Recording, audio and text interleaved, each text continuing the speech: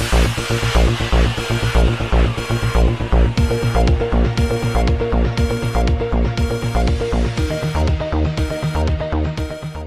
اللہ الرحمن الرحیم۔ السلام علیکم ناظرین۔ بلدیہ ٹاؤن کراچی کے سابقہ ناظم اور سابق رکن صوبائی اسمبلی کامران اختر بھی غریبوں کی امداد کے لیے میدان عمل میں آ گئے۔ اس سلسلے میں آج انہوں نے بلدیہ ٹاؤن کے مختلف علاقوں میں راشن بھی تقسیم کیا۔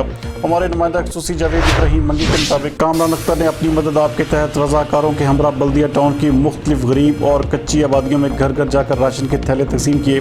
اس موقع پر ان کا کہنا تھا کہ مصیبت کی اس گھڑی میں کراچی کے دور دراز علاقوں میں صورتحال انتہائی مخدوش ہے، جہاں روز کمانے اور کھانے والے غریب گھرانے 14 روز کے لاک ڈاؤن سے فاقہ کشی کا شکار ہو چکے ہیں۔ مزید ان کا کیا کہنا تھا، آئیے دیکھتے ہیں یہ رپورٹ۔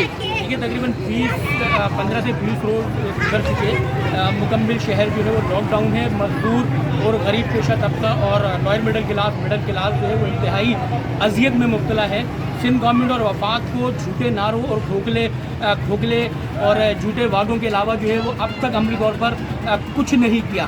اپنی مدد آپ کے تحت مختلف NGOs ہم سے جو کچھ ہو سک رہا ہے وہ اپنی مدد آپ کے تحت کر رہے ہیں۔ تو میں یہ مطالبہ کروں گا سندھ حکومت سے اور وفاق سے کہ عملی طور پر کچھ کام کر کے بتائیں۔ گزارا کہ یہاں پر عوام بھوک سے بھلک رہے ہیں، بھوک سے مر رہی ہے عوام، تو عوام کے بارے میں کچھ سوچیں اور یہ جھوٹے نعرے اور وعدے بند کریں۔